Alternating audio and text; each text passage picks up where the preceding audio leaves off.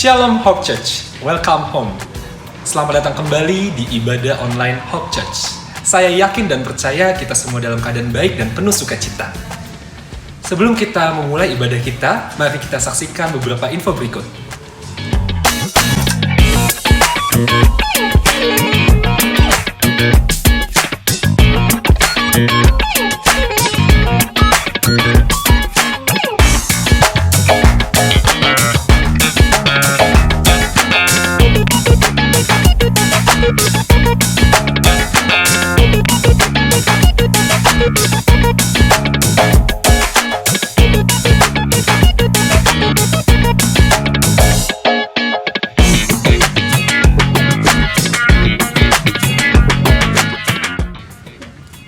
Sebelum kita memulai ibadah kita, brothers and sisters bisa memberikan e-giving melalui nomor rekening ataupun scan QR code yang terdapat pada layar Anda.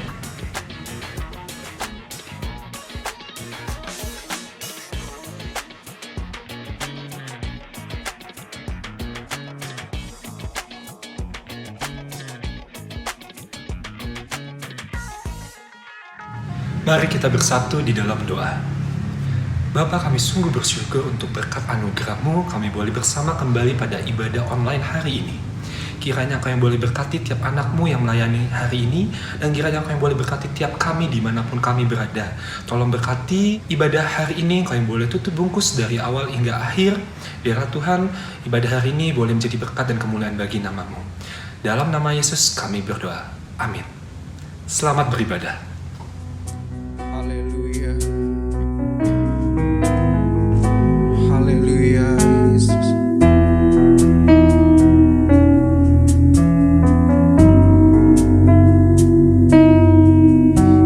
Sungguh besar setiamu, nyata di sepanjang hidupku. Darah-Mu telah layakkan kehidupanku.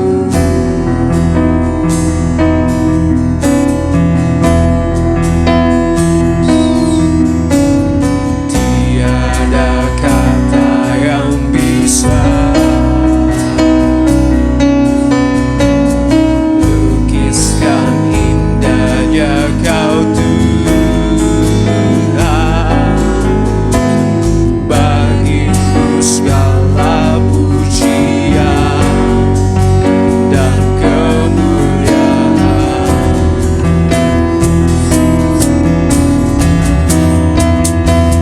Tinggikan Engkau Tuhan, melebihi segalanya, lebih dalam menyembah.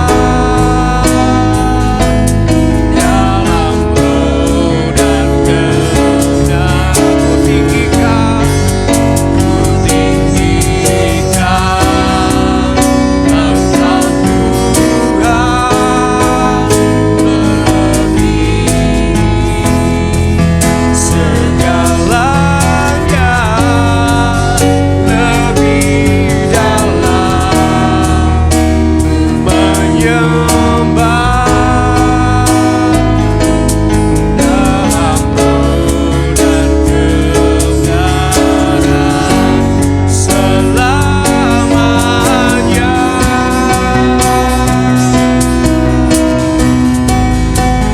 Haleluya, Yesus. Haleluya, Bapa.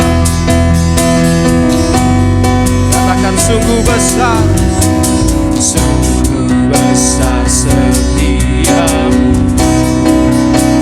Kasih-Mu nyata, nyata di sepanjang hidup. Darah-Mu telah layakkan kehidupanku. Tiada kata yang bisa Tiada kata yang bisa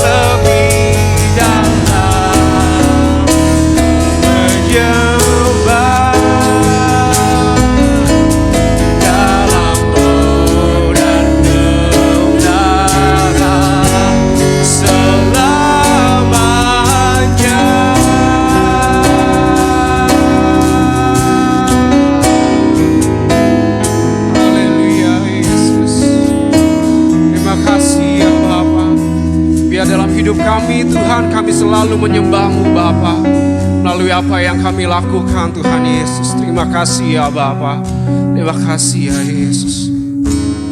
Dan Kau sebentar kami akan mendengarkan firman-Mu Tuhan. Kau berkati hamba-Mu Pastor Nathan yang akan bawakan firman-Mu.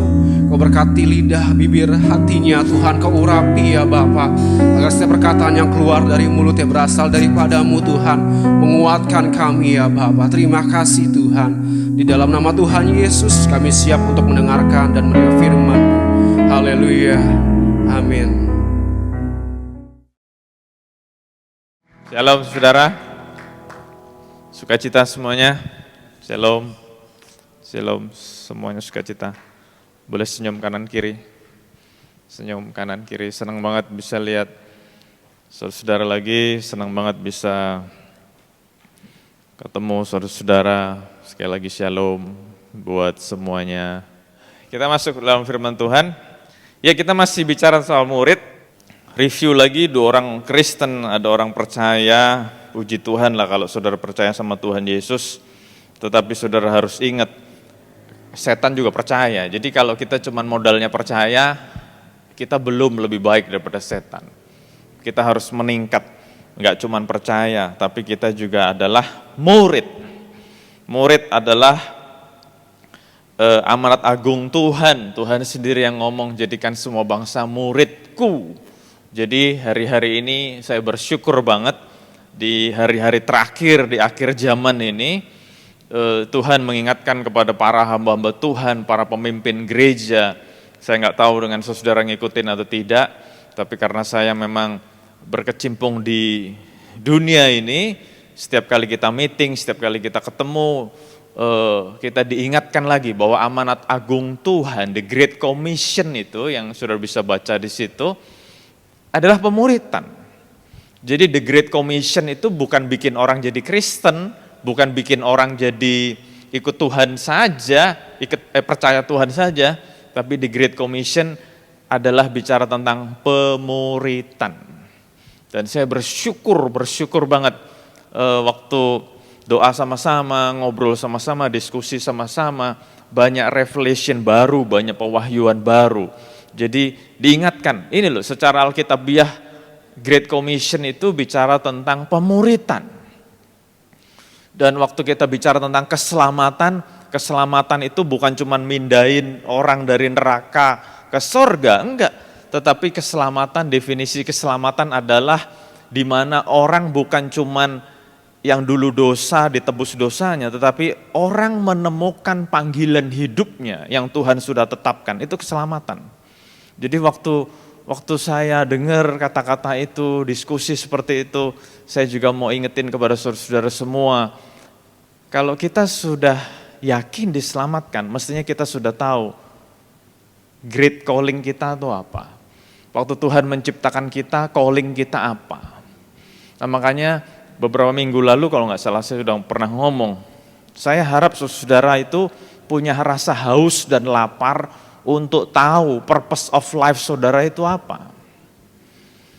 Jadi bukan cuman hidup biasa-biasa aja. Karena Tuhan waktu menciptakan kita pasti ada purpose-nya dong. Bukan cuman menu-menuin dunia.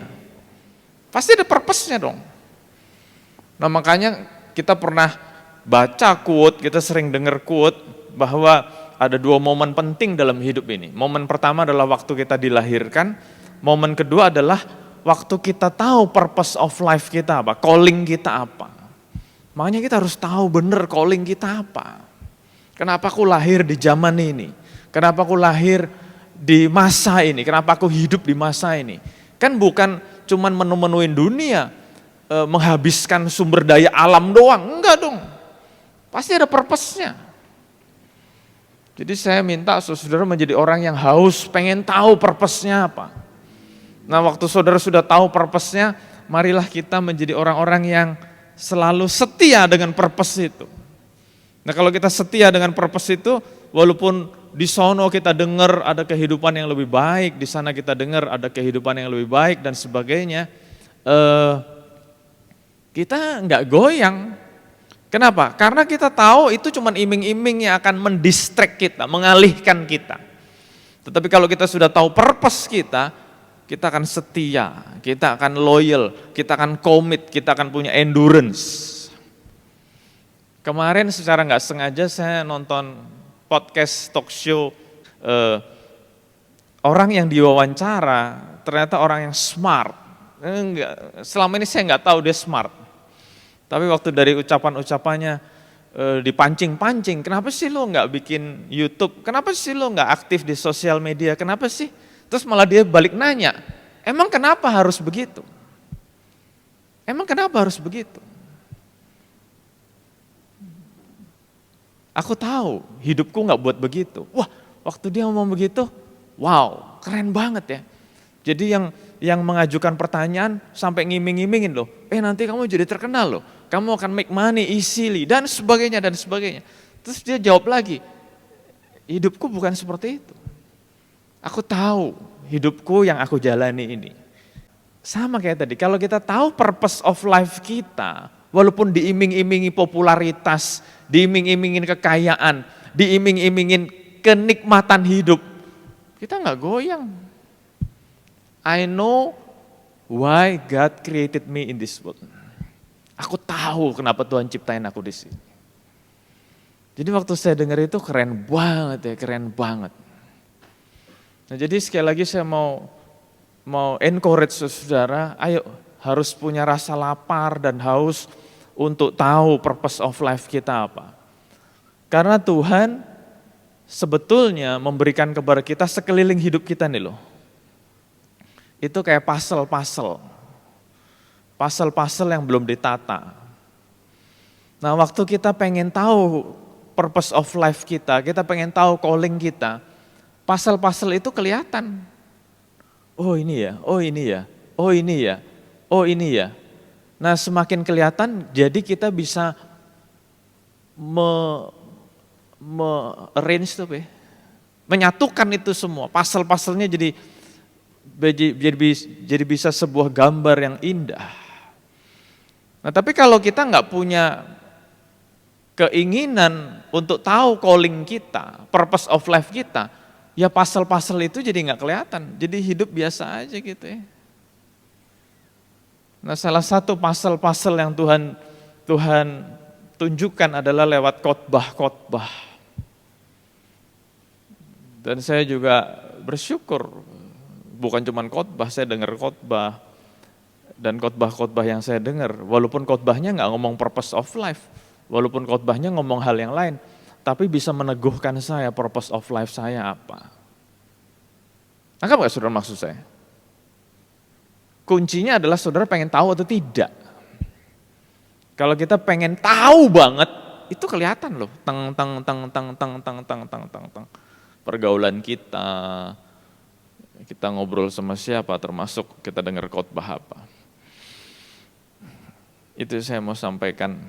Yuk kita sekarang masuk ciri khas atau karakteristik seorang murid. Murid mau diajar dan belajar.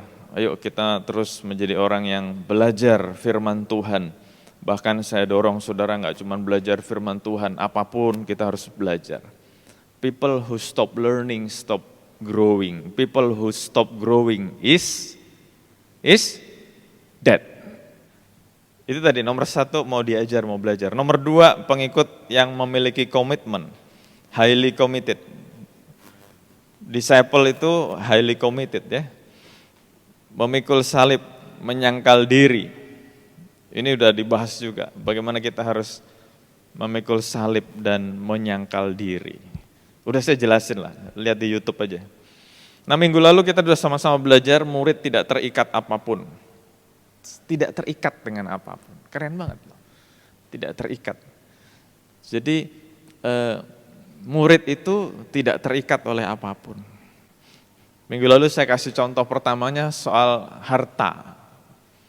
Ya dong, yang paling gampang mengikat kita kan harta. Ini ada cerita anak muda yang kaya. Jadi Yesus bilang yang tidak melepaskan dirinya dari segala miliknya tidak dapat menjadi muridku. Karena apa? Di mana hartamu berada, di situ hatimu berada. Jadi hati kita berada di mana? Di harta kita kah? Di pasangan kita kah? Di mana? di hobi kita kah? Minggu lalu kita juga udah belajar tentang ciri khas yang keempat. Murid melakukan kehendak Bapa. Bukan yang berseru-seru Tuhan, Tuhan masuk dalam kerajaan surga, tapi yang melakukan kehendak Bapa. Jadi Tuhan mau kita menjadi doer. Tuhan mau kita menjadi pelaku. Yes. Yang mau menjadi pelaku firman, katakan yes. Murid melakukan kehendak. Jadi Yesus sambil nunjuk ke arah murid-muridnya, ini loh keluargaku. Kenapa disebut keluargaku? Ya karena dia melakukan kehendak Bapa. Minggu lalu juga kita sudah lihat ada 3 kata penting, know, do, and be. Awalnya kan pemuritan gitu kan, awalnya kita belajar supaya tahu. Jadi kita belajar supaya tahu, know the truth. Tapi setelah know the truth, do the truth, lakukan kebenaran itu. Jadi nggak cuma belajar tapi do it, lakukan. Supaya akhirnya kita menjadi kebenaran itu.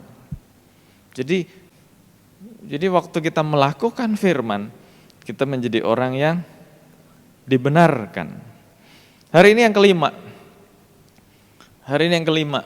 Sengaja ya saya review lagi biar masuk gitu. Kayak ibarat daging gitu di marinate lama gitu ya. Di marinate lama jadi meresap banget. Hari ini yang kelima. Ciri khas atau karakteristik murid yang kelima adalah menghasilkan buah. Yohanes 15 ayat 8, dalam hal inilah Bapakku dipermuliakan, yaitu jika kamu berbuah banyak, dan dengan demikian kamu adalah murid-muridku. Jadi ciri khas atau karakteristik murid yang kelima adalah berbuah banyak. Nah, saya ingetin Tuhan panggil kita jadi murid, jadikanlah semua bangsa murid. Nah, jadi ini penting banget kita belajar ciri khas murid, karakteristik murid. Dan Tuhan berkata ciri khas murid atau karakteristik murid yang kelima adalah be fruitful, berbuah banyak. Yang mau katakan yes. Satu kali Tuhan ngelihat sebuah pohon tidak berbuah, terus Tuhan bilang, waduh, ini pohon moyung deh. Moyung useless, gak ada gunanya. Tebang, kenapa? Karena tidak menghasilkan. Makanya Tuhan mau kita berbuah, Tuhan menuntut kita berbuah. Dengan kata lain saya ingatkan kepada kita semua lagi di Hope Church, please deh, jangan cuma duduk-duduk aja. Kalau saudara memang yakin Hope Church adalah gereja yang Tuhan, di mana Tuhan tempatkan saudara untuk bergereja, berkomunitas. Tuhan tidak mau kita cuma duduk-duduk aja. Kita harus do something, berbuah. Dan saya percaya waktu Tuhan berkata sebuah kata, Tuhan gak cuma ngomong. Tuhan ada alasannya. Dan saya menemukan di Alkitab waktu Tuhan menggunakan sebuah kata, Tuhan pasti punya alasan. Nah, waktu Tuhan bicara tentang buah, ya kalau kita pengen tahu maksud Tuhan apa ya kita pelajari tentang buah. Tuhan bilang, kamu jadi buah dong. Ya kita pelajari, buah itu kenapa ya? Nah, di rumah ada beberapa pohon buah-buahan. Jadi saya memperhatikan, kenapa Tuhan bilang berbuah? Berbuah. Dan saya menemukan nomor 1. Kenapa Tuhan mau kita berbuah? Karena dari buahnya orang mengenal pohonnya. Nomor 1. Catat tuh. Dari buahnya orang mengenal pohonnya. Iya kan? Ya kita kan bukan ahli perpohonan. Ya saya nggak tahu, mungkin ada yang ahli perpohonan, tapi saya bukan ahli perpohonan. Jadi supaya tahu itu pohon apa ya biasanya saya lihat buahnya. Nah kalau saya pengen tahu itu pohon apa, ya buahnya apa ya? Oh mangga, jadi saya tahu itu pohon mangga. Jadi waktu Tuhan berkata, murid itu harus berbuah supaya orang tahu what kind of tree you are. pohon macam apa kita. Jadi orang akan ngelihat, oh kamu pohon yang baik. Kenapa? Karena buahnya baik. Karena kalau kita menghasilkan buah yang buruk, terus kita bilang, oh that's accident, itu kecelakaan. Oke lah kalau 1-2 buruk. Tapi kalau seluruh buahnya buruk, terus kita bilang sama orang, that's accident. Sebetulnya pohonnya baik, cuman buahnya aja yang jelek. Nggak mungkin, nggak ada teori kayak gitu. Karena kalau pohonnya mangga, pasti keluar mangga. Kalau pohonnya jeruk, pasti keluarnya jeruk. Kalau pohonnya baik, pasti buahnya baik. Jadi waktu Tuhan bilang murid harus berbuah, kenapa? Supaya orang tahu what kind of people you are. Kita nggak bisa ngomong jorok gitu ya, kalau ngomong jorok kotor. Terus kita bilang sama teman kita, gua kalau ngomong emang gitu, tapi hati gua baik. Percaya nggak orang? Percaya nggak orang? Gua kalau ngomong emang gitu, gua kalau ngomong emang nyakitin, tapi hati gua lembut. Lu omong kosong. Dari buahnya dikenal pohonnya. Firman Tuhan sendiri ngomong, dari hatimu itu meluap keluar lewat ucapanmu. Jadi kalau ngomongnya negatif terus, terus kita ngomong sama orang lain, enggak, gue nggak negatif kok, gue orangnya baik, gue orang positif. Mana ada yang percaya? Jadi ingat, kenapa Tuhan suruh kita berbuah? Kebenaran nomor 1 yang saya temukan adalah supaya orang tahu siapa kita. Makanya kita harus berbuah. Nah makanya mesti hati-hati bagaimana kita, dalam kitab Amsal kan dibilang, jagalah hatimu dengan segala kewaspadaan, karena dari hatimu itu memancar kehidupan. Nah pertanyaannya, what kind of life you want to show? Kehidupan macam apa yang saudara mau tunjukkan, mau pertontonkan? Kan saya pernah cerita sama saudara, jauh-jauh hari sebelum pandemi, saya celina anak-anak lagi masuk ke sebuah ruko, kafe yang bentuk ruko gitu ya, rame. Mata saya tertuju pada seorang ibu yang fancy, bajunya fancy, modis, dan dananya keren. Nah karena itu rame, kita duduknya nggak jauh dari dia. Kayaknya di kafe itu habis dipakai buat ulang tahun kayaknya, jadi banyak balon.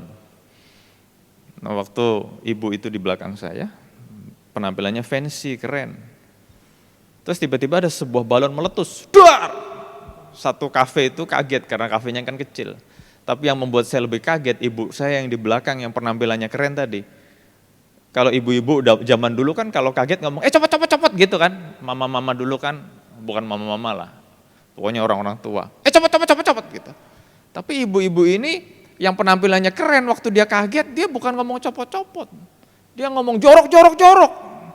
Ya nggak usah saya ceritain ngomong jorok apa. Wah saya kaget. Penampilan itu bisa dipermak, penampilan itu bisa masker, kosmetik. Tetapi hati kita, apa yang di hati kita, itu akan keluar. Kalau dalam keadaan yang normal-normal aja, semua hal bisa ditutupin gitu ya.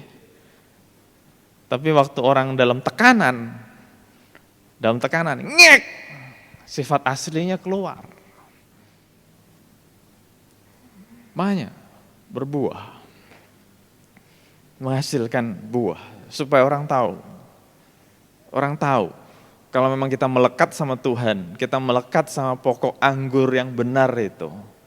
Buahnya adalah buah yang sama dengan pokok anggurnya. Betul enggak? Jadi kalau kita melekat sama pokok anggur yang benar, buah kita pasti sama dengan pokok anggur itu. Kan nggak mungkin kalau kita melekat sama pokok anggur, keluarnya buah cabai, kan nggak mungkin. Nggak mungkin. Jadi poin nomor 1, kenapa harus berbuah? Supaya orang tahu what kind of tree you are. Nah, bicara tentang buah, waktu saya ngeliatin buah lagi, saya jadi terbayang. Buah itu harus memenuhi 2 unsur. Dilihatnya bagus, dirasanya enak. Setuju nggak? Dilihatnya bagus, dirasanya enak. Misalnya kita ke toko buah, terus kita beli mangga, kita mau beli mangga nih. Terus abang tukang buahnya bilang, "Dek, beli nih mangga nih." Terus kita bilang, bonyok bang. Emang bonyok, tapi rasanya enak. Beli nggak? Beli nggak? Emang bonyok, tapi rasanya enak. Wah, itu tidak memenuhi syarat.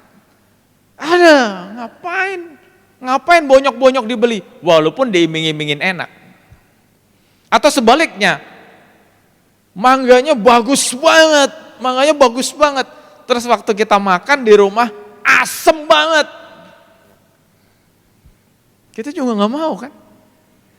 Nah, jadi waktu saya merenungkan kenapa Tuhan bilang buah, Tuhan mau waktu kita menunjukkan kepada orang lain hidup kita, orang lain tertarik sama hidup kita, terus waktu orang lain kenal kita, orang lain bilang, wah buahnya manis. Ya mengerti kata Yes. Jangan waktu orang lain ngelihat kita, wah tuh orang keren banget ya, keren banget. Tapi waktu udah kenal kita, yes, asem banget, bukan cuma asem, pahit banget. Tertipu deh, padahal udah terlanjur beli. Sama. Jadi waktu Tuhan bilang berbuah, Tuhan mengajar saya, ingat, kenapa kita beli buah? Karena penampilannya menarik dan waktu kita makan, seger, enak. Itu definisi yang kedua soal buah. Jadi Tuhan mau kita berbuah, kita kelihatan baik dan memang baik. Bukan kelihatan baik rasanya asam atau sebaliknya kelihatannya tidak baik tapi baik. Orang mana percaya sih? Orang mana percaya? Ada sebuah quote yang mengatakan, don't judge a book by its cover. Ini sering dengar ya? Don't judge a book by its cover. Ya ada benernya sih, don't judge a book by its cover. Tapi saya mau ngomong sama saudara-saudara, khususnya yang hobi baca buku, yang hobi beli buku, kayak saya ini. Kalau covernya gak menarik, siapa yang mau beli juga? Betul gak? Terus yang jual buku ngomong, Pak, Bu, Koh, Ci, Kak, Dek, don't judge a book by its cover. Iya bener, tapi kalau covernya kayak sayur asin, walaupun dalamnya bakut, ya siapa yang mau beli juga? Makanya hati-hati dengan bilang, yang penting kan Tuhan lihat, yang penting kan Tuhan lihat. Loh bener, yang penting Tuhan lihat. Tapi ingat, kita nggak dealing dengan Tuhan doang, kita nggak berurusan cuma dengan Tuhan loh. Kita juga berurusan dengan manusia lain. Jadi kalau bilang yang penting kan Tuhan lihat hati, benar Tuhan lihat hati. Tapi ingat, Tuhan juga panggil kita untuk menjadi berkat buat manusia loh, bukan buat Tuhan doang. Nah kalau kita bilang yang penting kan Tuhan lihat hati, saya nggak bisa lihat hati saudara, saudara tidak bisa lihat hati saya. Jadi kebaikan itu harus keluar lewat hidup kita. Jadi kalau kita ngomongnya nggak enak terus gaya hidup kita nggak enak terus waktu ditegur kita bilang yang penting kan hati, mana ada yang penting hati? Kenapa? Yang ada di hati itu keluar lewat hidup kita. Jadi kebaikan, kesopanan, kebenaran, apapun lah itu harus terpancar dalam hidup kita. Bukan cuma yang penting kan hati. Jadi quote itu nggak berlaku, yang penting hati. Nggak berlaku. Karena kita nggak bisa lihat hati. Don't judge a book by its cover nggak berlaku. Karena kalau covernya jelek, isinya bagus, siapa juga mau beli? Dia nggak.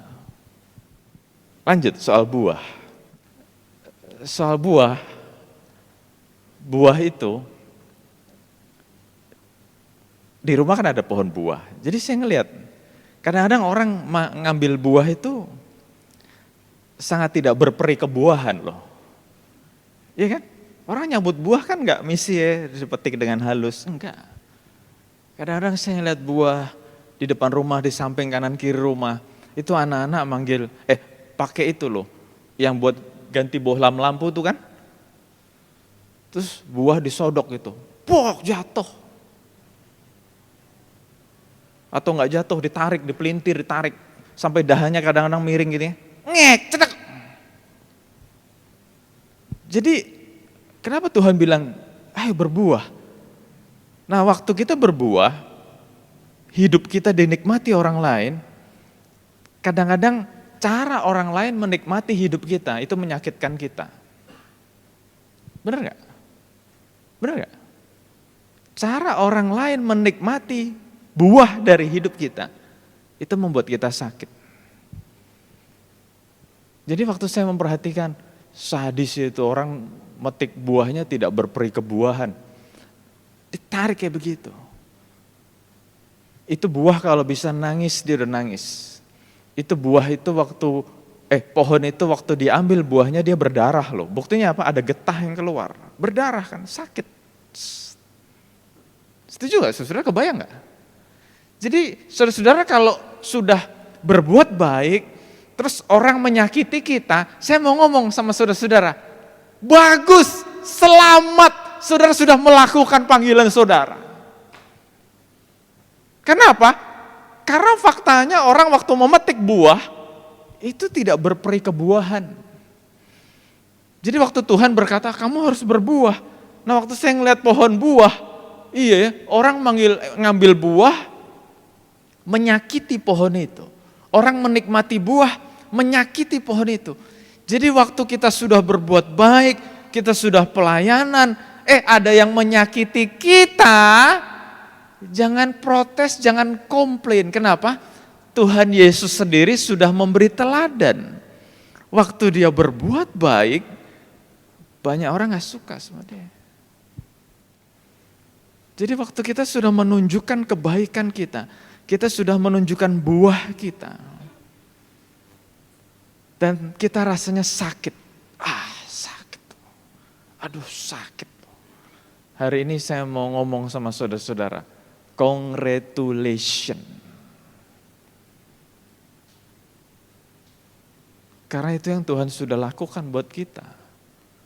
Waktu kita menikmati buahnya Tuhan Yesus. Tuhan Yesus dilukai. Tapi luar biasanya, waktu saya ngelihat orang metik buah dengan cara yang kasar, dengan cara yang tidak layak, dengan cara yang tidak baik, pohon itu tetap berbuah. Ya gak? Ada gak pohon yang komplain, wah lo nyabut guanya menyakitkan, gua tidak akan berbuah lagi. Ada gak pohon yang ngomong gitu? Kagak ada. Jadi pohon mangga di kanan kiri rumah kami itu, orang nyabutnya kasar, tapi berapa bulan lagi dia berbuah lagi. Dicabut lagi dengan cara yang kasar, berapa bulan lagi dia berbuah lagi. Nah jadi waktu saya memperhatikan itu, Tuhan ngasih tahu saya, walaupun waktu kita berbuat baik, walaupun waktu kita melayani, orang menyakiti kita, jangan pernah berhenti berbuah. Dia mengerti kata yes.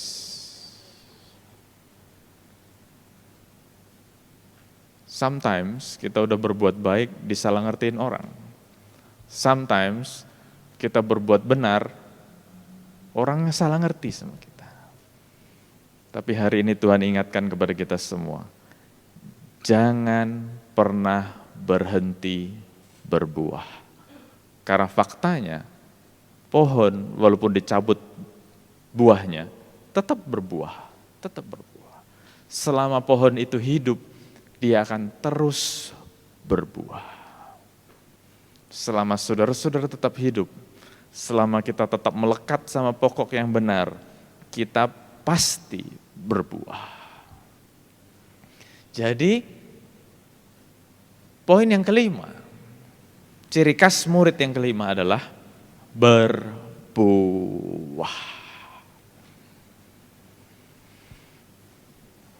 Buah itu apa? Banyak orang nanya. Tadi sudah secara panjang lebar saya jelasin. Matius 3:8.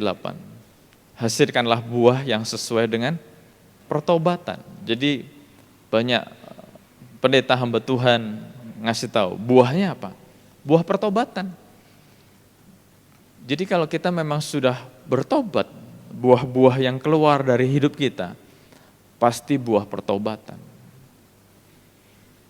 Dulu hidup kita rusak, tapi waktu kita sudah bertobat, buahnya udah berubah, bukan buah yang rusak lagi. Dulu kita tukang tipu, tapi waktu kita sudah bertobat, kita ngelihat barang orang ketinggalan. Bukannya kita ngomong, waduh puji Tuhan, ada mujizat terjadi. Ada dompet orang ketinggalan. Ya elah, itu mah belum bertobat. Hasilkanlah buah yang sesuai dengan pertobatan. Dulu kita kasar, sama orang kita kasar. Waktu sudah bertobat, dia jangan kasar lagi lah. Galatia 5:22, buah roh. Kasih, sukacita, damai sejahtera, kesabaran, kemurahan, kebaikan, kesetiaan, kelemah lembutan, penguasaan diri. Tidak ada hukum yang menentang hal-hal itu. Jadi buah seperti apa yang mesti kita hasilkan? Salah satunya ini, buah roh. Ngomong-ngomong, jangan ada yang ngomong buah-buah roh ya. Itu enggak alkitabiah ngomong buah-buah roh. Karena faktanya buah roh itu singular, bukan plural. Buah roh yang punya rasa ini, kasih, sukacita, damai sejahtera, kesabaran, kemurahan, kebaikan, kesetiaan, kelemah lembutan, penguasaan diri.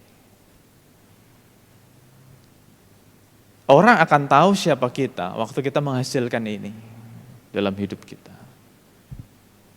Kok dia tetap mengasihi ya? Kok dia tetap ada sukacita ya? Kok dia tetap ada damai sejahtera dan sebagainya. Dia adalah kelemah lembutan, dia ada penguasaan diri. Terus orang jadi pengen tahu siapa sih kamu?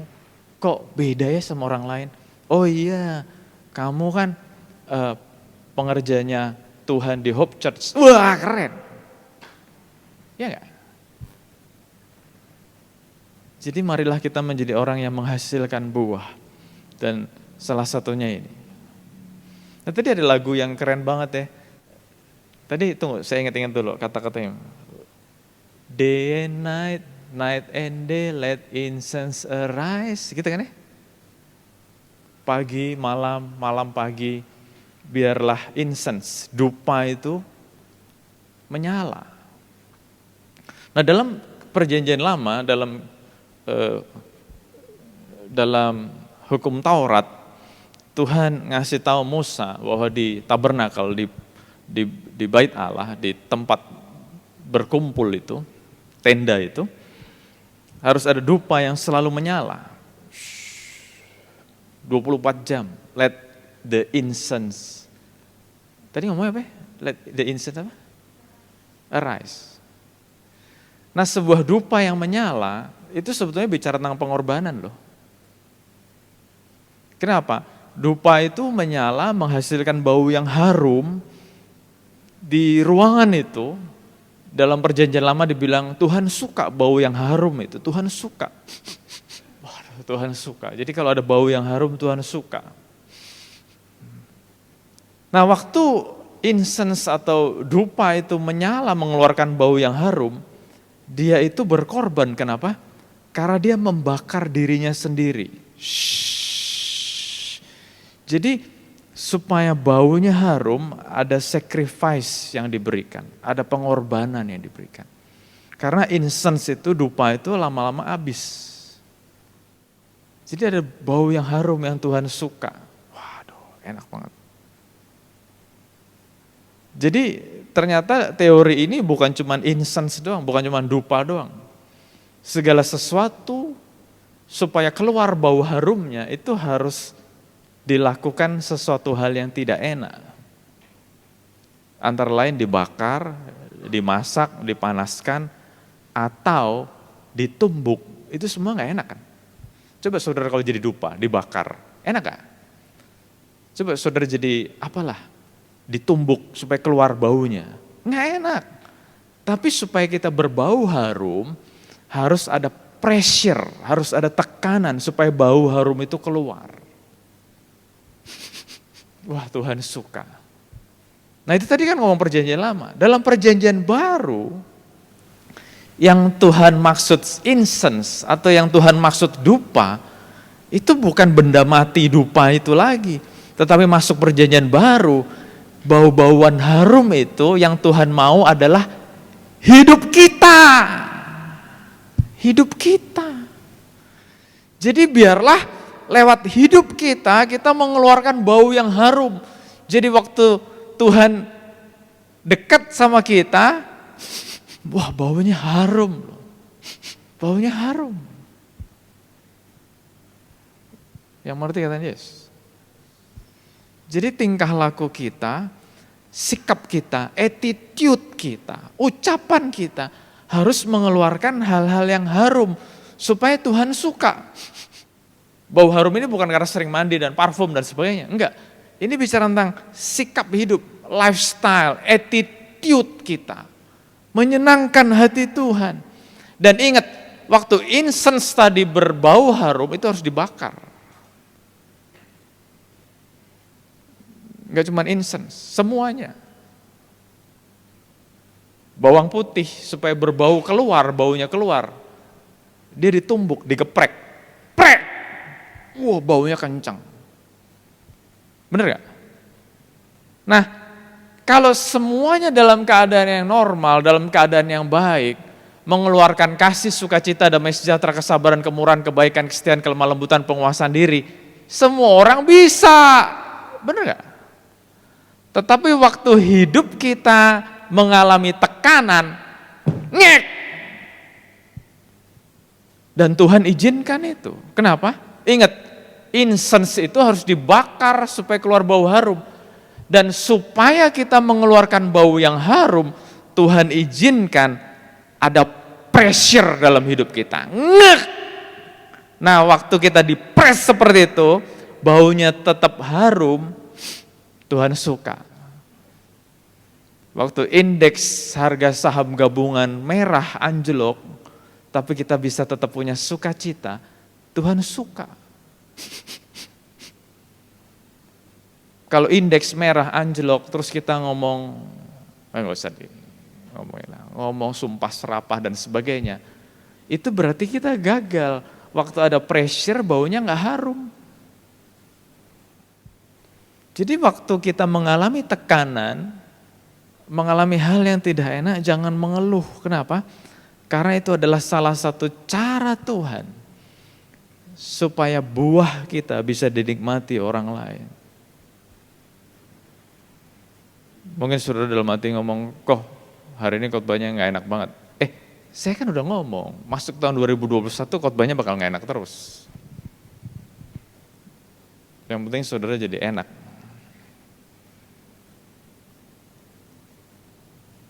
Jadi izinkan Tuhan, tanda kutip, memproses hidup kita, supaya hidup kita jadi berkat buat banyak orang. Hidup kita bisa dinikmati orang banyak.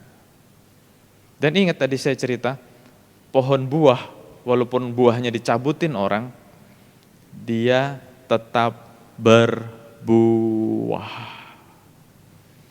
Gue capek lah berbuat baik, orang salah ngerti.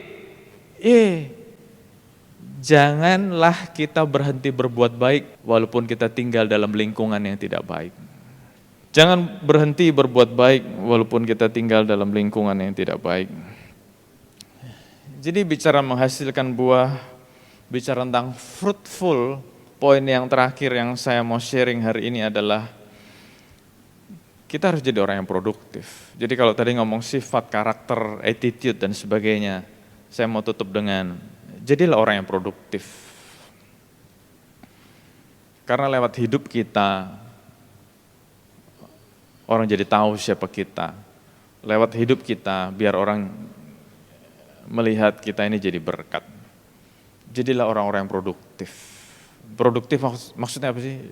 Menghasilkan sesuatu gitu loh. Dalam hidup kita menghasilkan sesuatu. Mungkin kata-kata yang saya mau pakai agak nggak enak, tapi saya perlu ngomong. Dalam hidup ini nggak boleh jadi parasit. Ya, nggak boleh jadi parasit. Tuhan tidak panggil kita untuk menjadi parasit. Tuhan tidak panggil kita untuk menjadi benalu. Tapi Tuhan mau kita menjadi berkat. Berbuah. Berbuah, bahasa Inggrisnya fruitful. Fruitful, bahasa sehari-harinya adalah produktif.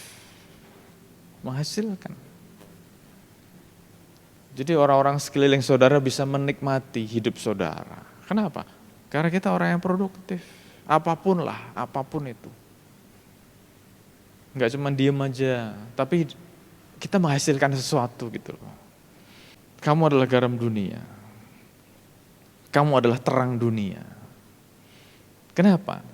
Supaya orang juga tahu keberadaan kita, supaya orang tahu eksistensi kita waktu kita menghasilkan sesuatu. Masuk akal gak sih? Masuk akal gak? Coba kita ngomong scope yang sederhana aja, Hope Church. Kalau saudara tidak berbuat apa-apa dalam Hope Church, dibanding dengan saudara begitu aktif dalam Hope Church, orang lebih mengakui eksistensi yang aktif atau yang tidak berbuat apa-apa? Hah? Yang aktif dong. Wah iya loh, karena ada dia, jadi ada ini. Karena ada dia, jadi ada ini. Karena ada dia, jadi ini. Tapi bayangin, kalau kita ada di sebuah komunitas, ya let's say Hope Church, kita nggak bikin apa-apa, kita nggak melakukan apa-apa, kita nggak terlibat apa-apa. Ya sorry to say, ada lu nggak ada bedanya. Kan nggak enak, ya nggak? Kan nggak enak kalau ada orang ngomong begitu. Makanya waktu Tuhan berkata, berbuah, kenapa kita harus berbuah? Kenapa harus fruitful? Kenapa harus produktif? Karena Tuhan titip pesan sama kita, kamu adalah garam dunia, kamu adalah terang dunia. Jadi orang harus tahu keberadaan kita, orang harus tahu eksistensi kita. Karena apa? Karena kita menghasilkan sesuatu. Do something, create something. Waduh, ada ini loh karena dia, ada ini loh karena dia. Orang jadi menghargai eksistensi kita. Nah kalau kita nggak pernah menghasilkan apa-apa, nggak pernah bikin apa-apa, nggak pernah terlibat di apa-apa, orang akan dengan mudah melupakan kita. Nah kalau orang dengan mudah melupakan kita, berarti kita gagal menjadi garam, kita gagal menjadi terang. Yang mengerti katakan yes. Jadi poin yang kelima ngomong apa? Berbuah. Jadi murid harus berbuah. Ingat Tuhan panggil kita jadi murid. Nomor 1 murid mau diajar. Nomor 2 murid berkomitmen. Nomor 3 apa? Tidak terikat. Yes, tidak terikat. Nomor 4 murid melakukan kehendak Bapa. Yes. Nomor 5 murid menghasilkan buah. Yuk berdiri yuk.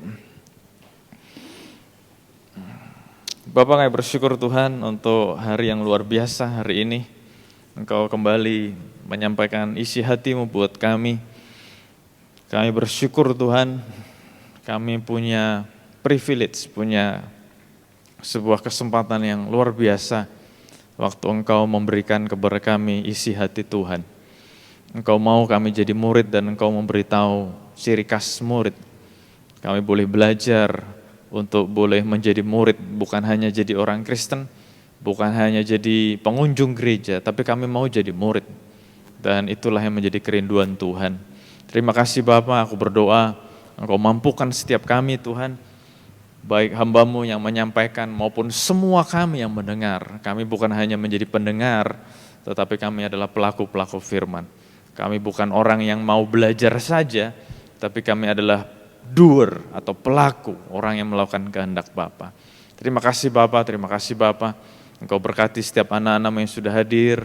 Kami sungguh yakin dan percaya kehadiran kami gak sia-sia. Engkau menjamah kami, memberkati kami.